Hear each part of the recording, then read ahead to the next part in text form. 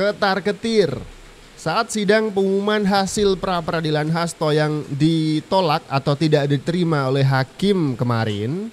Terlihat orang-orang PDIP itu memadati PN Jaksel. Ngasih dukungan lah, kan Hasto lagi ketar-ketir ini.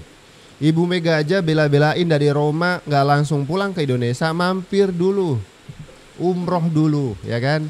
Itu doain Hasto, ternyata gak manjur juga doa Ibu Mega, ya kan. Politikus senior PDIP Ripka Ciptaning hadir dalam sidang putusan Hasto Kristianto di Pengadilan Negeri Jakarta Selatan. Jokowi anjing kapitalis, jangan salahin kita. Nama pernyataan Dr. Ripka Ciptaning, ya, saya bangga sebagai anak PKI dan mengakui bahwa banyak anak PKI yang ada di PDIP. Ada di PDIP. Ya. Oke. Kayaknya kita udah gregetan banget ya, masih Jokowi kurang ajar emang ada. Selamat datang di Yuda Media. Salah satu orang PDIP yang juga hadir di pengadilan adalah Ripka Ciptaning. Ini kalau tidak salah orang yang menyebut Jokowi anjing kapitalis kan? Saya masih ingat soalnya. Ini saya kutip dari kompas.com.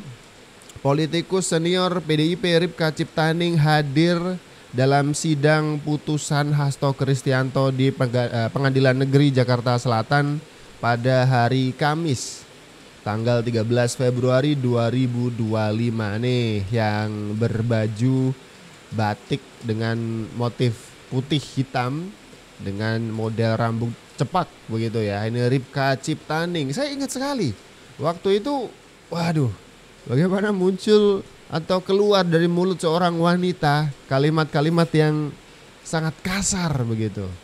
Hati-hati, tadi Bung Wilson bilang ini neo orba sudah mau muncul lagi. Maka kita harus bersatu untuk melawan Jokowi. Setuju? Padahal Pak Hasto udah wanti-wanti, jangan sebut nama. Boni, saya, Ibu, jangan sebut nama. Mbak Mega kan dari dulu gitu, udah jalur hukum. Mbak Mega itu orang yang paling santun, Bang. Kita udah gregetan banget ya kan. Soeharto begini-begini, jangan jalur hukum. Sekarang juga begitu, jangan sebut nama. Soal nanti ada yang ketelepasan. Jokowi anjing kapitalis, jangan salahin kita. Namanya masa ya kan, kita kan biasa aja suka nakal-nakal dikit. Ya, kalau nggak ada reformasi seperti saya tadi bilang, nggak ada lah si Jokowi itu anak tukang kayu bisa jadi presiden. Nah, tidak ada kebebasan pers, dulu pers dibelenggu itu. Ini teman-teman pers, makanya kalau Bu Mega suka marah-marah sama pers, ingat juga tuh, dulu karena kasus 27 Juli itu ada kebebasan pers. Cabut di fungsi ABRI. Sekarang di fungsi ABRI mau dikembalikan lagi. Bahkan lebih binal. Apa tuh, kalau anak binal kan lebih nakal, lebih biadab lah.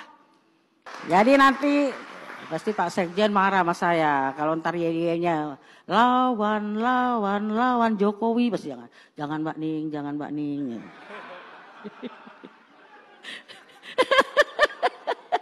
Kayaknya kita udah gregetan banget ya, masih Jokowi kurang ajar emang ada. Masa kita bilang kalau aku nggak apa-apa lah, pers bilang gitu, gue mah udah tanggung dari dulu yang masalah 65, Mbak Ning apalah, komunis apa, udah tanggung, udah bilangnya kata Ripka Ciptaning. Pak Jokowi memang kurang ajar.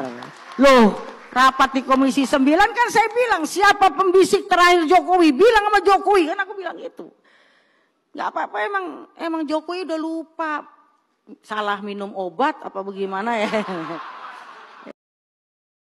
Saya pikir pernyataan seperti ini tidak pantas ya disampaikan seorang pejabat publik ya. Kalau nggak salah Mbak Ripka kan juga anggota parlemen ya.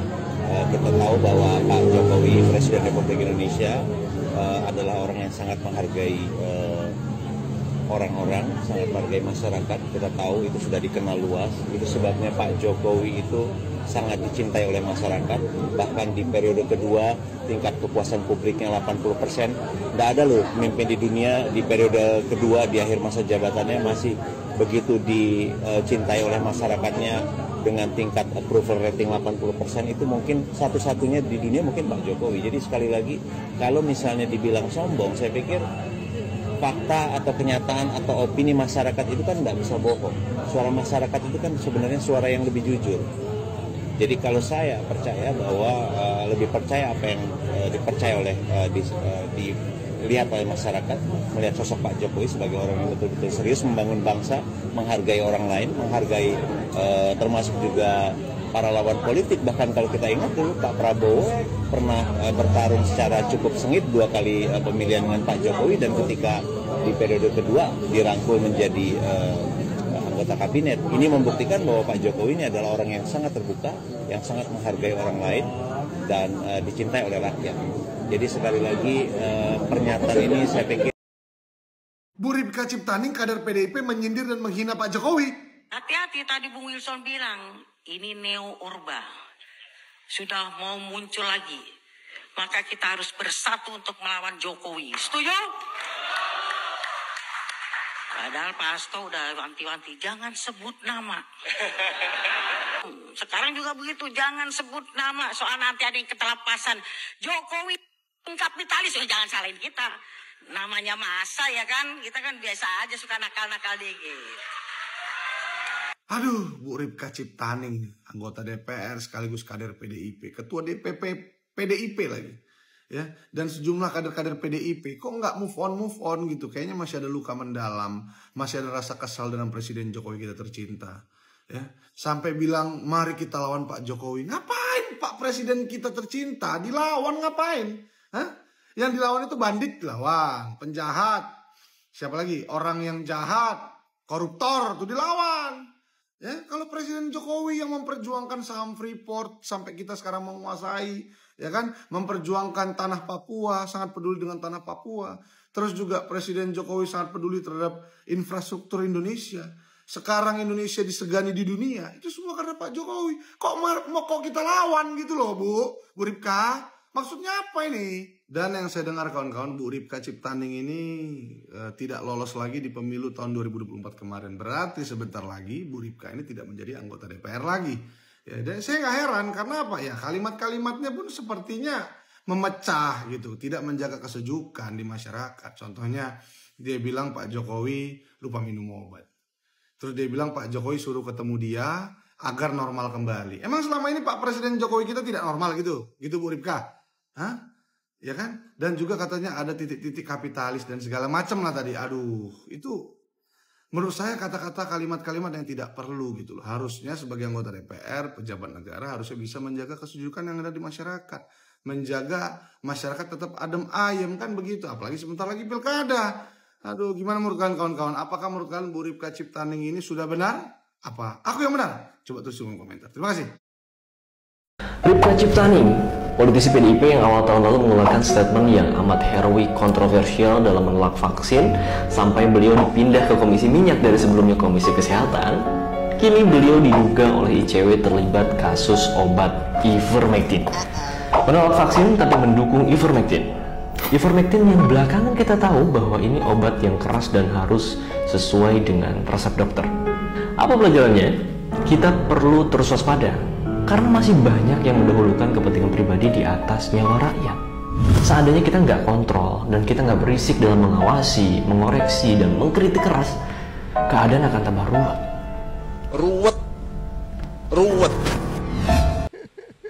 Kita masih ingat ya, tahun 2021 Ripka Ciptaning ini menolak divaksin. Saya ulangi, Ripka Ciptaning ini menolak divaksin. Di saat ada banyak negara yang rebutan jatah dan stok vaksin, Pak Jokowi melobi ke sana kemari, ke WHO dan ke lain-lainnya agar dapat jatah vaksin yang cukup untuk warga negara Indonesia. Ada satu orang yang mengampanyekan untuk tidak divaksin. Tiba-tiba beliau mengkampanyekan untuk menggunakan satu obat yang lain yang belum ada regulasinya. Namanya ivermectin begitu. Makanya kalau misalkan ada kader PDIP sok heroik begitu, kita wajib agak suuzon sih sebenarnya ya kan. Ini kita dengar bagaimana di ruang sidang DPR. Ini Ripka Ciptaning dengan tegas dan belak-belakan menolak untuk divaksin. Untung satu orang ini aja, walaupun ada beberapa simpatisannya juga yang menolak vaksin ya. Tapi keseluruhan Pak Jokowi bisa membawa Indonesia lepas dari jeratan COVID dengan sukses. Bayangkan kalau mayoritas orang seperti Ripka Ciptaning yang menolak untuk divaksin COVID, akan betapa sulit Pak Jokowi untuk menyelamatkan bangsa ini dari jeratan COVID waktu itu. Kan pengalaman di kedokteran terus wamennya Prof. Amal apa siapa nih? Saya pikir tadi Menteri Kesehatan Prof. Kadir. Loh, meleset. Jokowi ini pembisiknya siapa? Terakhir makin gak jelas. Kan ini presisi apa sih? Jelas. Ntar sampein aja deh sama Pak Jokowi itu, Mbak Ning bilang begini. Mbak Ning dia tahu, Mbak Ning. Nah, jadi yang kedua kalau persoalan vaksin, mana lagi si Saleh ini pergi. Saya tetap tidak mau divaksin, maupun sampai yang 63 tahun bisa divaksin. Saya udah 63 nih. Mau semua usia boleh, tetap. Misalnya pun hidup di DKI, semua anak cucu saya dapat sanksi 5 juta, mending gue bayar. Kalaupun harus disanksi karena nggak mau divaksin, Ripka Ciptaning ngambil resiko buat bayar sanksi. Cuman tetap kekeh nggak mau divaksin COVID-19. Ini orang ya. Udah jual mobil kayak bagaimana orang Bio Farma juga masih bilang belum uji klinis ketiga dan lain-lain. Ini pengalaman saya ini Saudara Menteri. Ini saya ngomong lagi nih di rapat ini ya. Vaksin polio untuk anti polio malah lumpuh layu di Sukabumi. Terus anti kaki gajah di Majalaya mati 12. Karena di India ditolak, di Afrika ditolak. Masuk di Indonesia dengan 1,3 triliun waktu saya ketua komisi. Saya ingat betul itu, jangan main-main vaksin ini. Jangan main-main.